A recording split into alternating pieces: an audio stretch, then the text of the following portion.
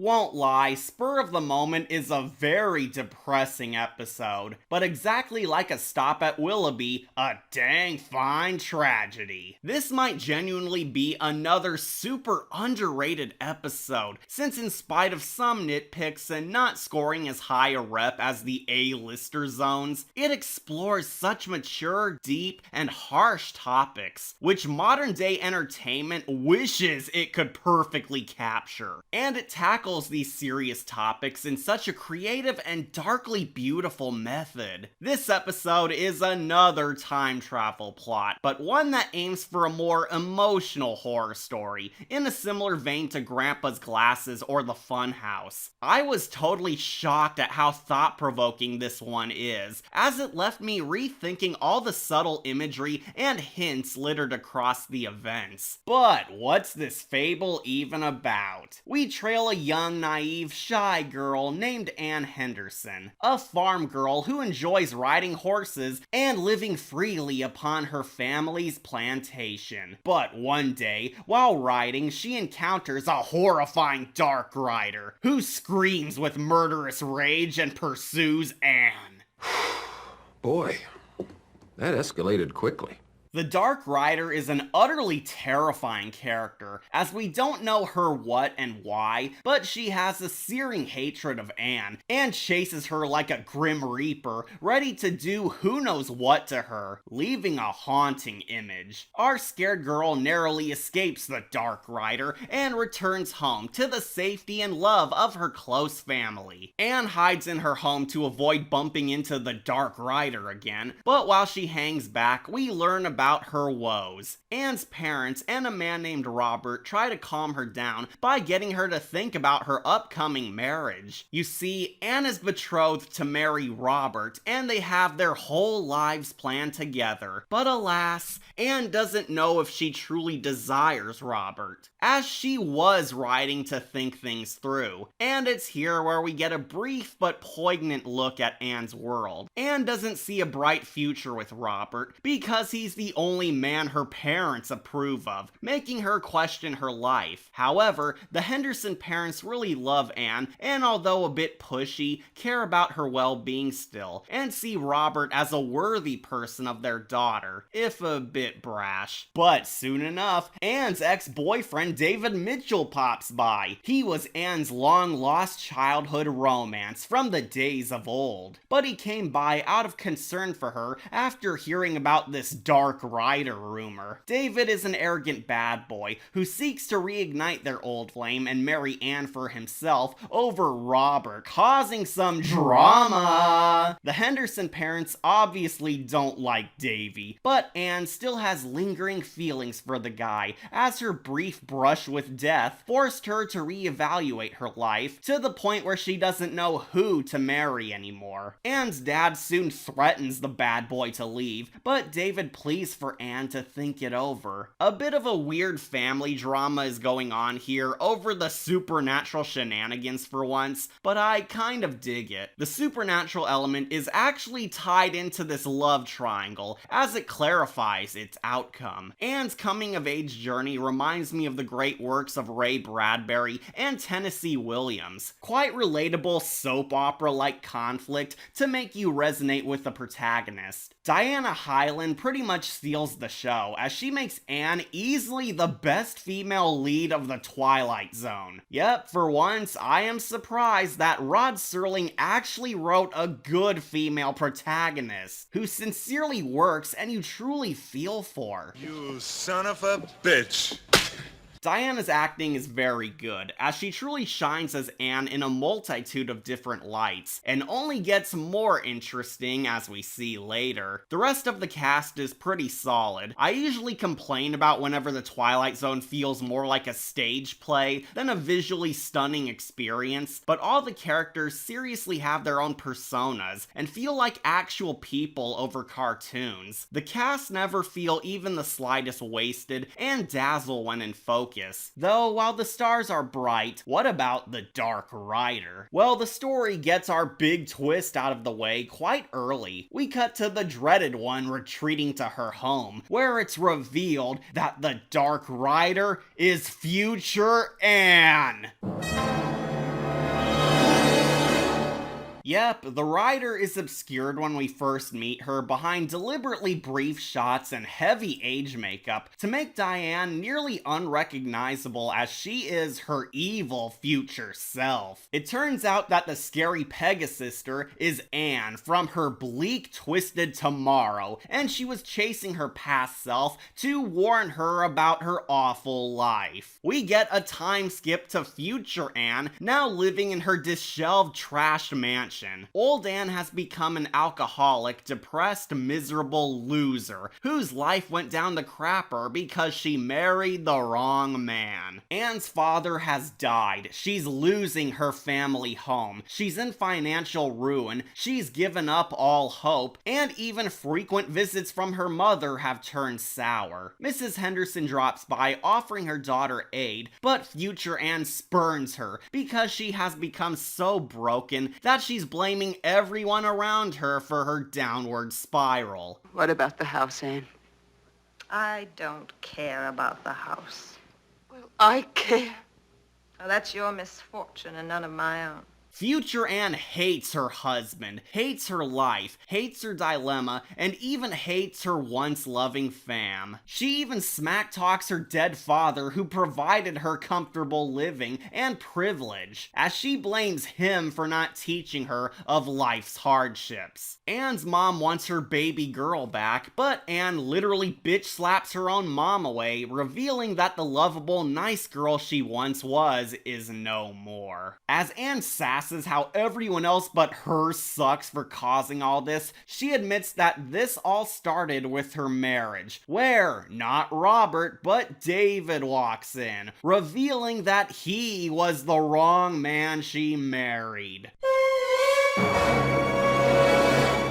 Yep, we get a flashback revealing that young Anne dumped boring, drab businessman Robert and chose her childhood friend romance David instead, where they ran off together. However, Anne's parents were right all along. Robert was a better partner after all, because he truly loved her and would have saved the family business, as David was not a bad boy with a heart of gold, just a bad boy. The episode tricks us into believing that Anne's parents were just being control freaks, denying their daughter her own happiness and wishes, but no, it was the opposite. The parents were good people who saw David for what he is, a worthless jack-off. David was an anger-prone, abusive loser who loved a shadow. He also became an alcoholic bum who destroyed Anne's family biz, lost their wealth, abused his wife, and quickly ruined their lives in 25 years. Anne made a huge mistake picking him out of a misguided, naive ideal of true love, and shouldn't have chosen to marry a guy spur of the moment.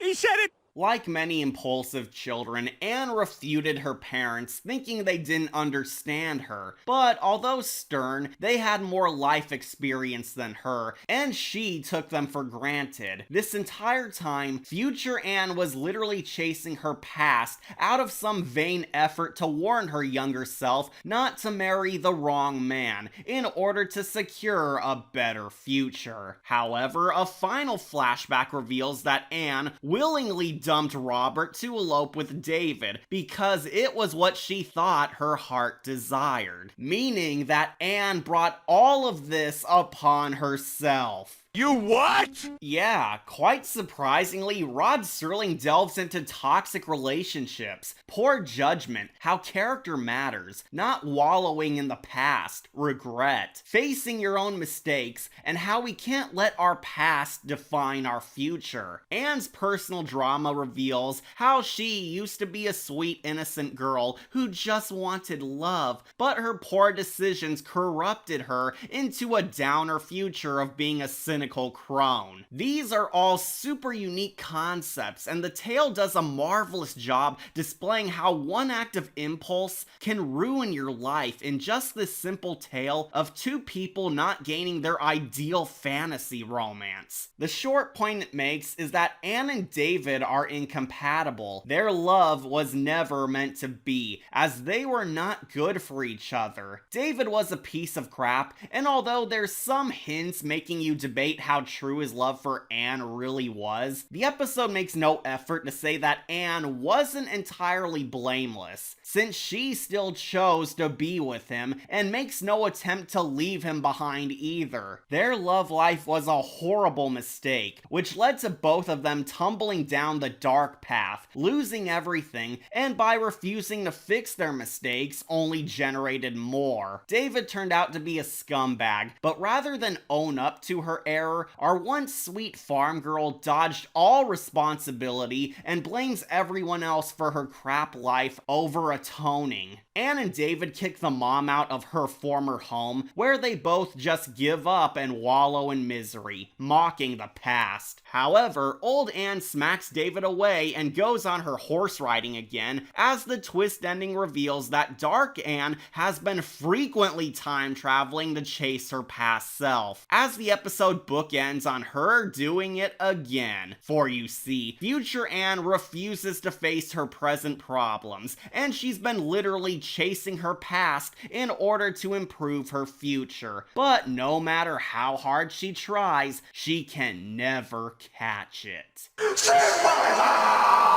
The episode ends with Dark Rider Anne trying to chase her young self again, clinging to her past since Anne is willingly choosing to stick to this vicious cycle to nowhere. Yeah, that's how it ends. Future Anne's life is destined for failure and depression, while young Anne is destined to repeat the mistakes that ruined her life in a misguided heat of passion.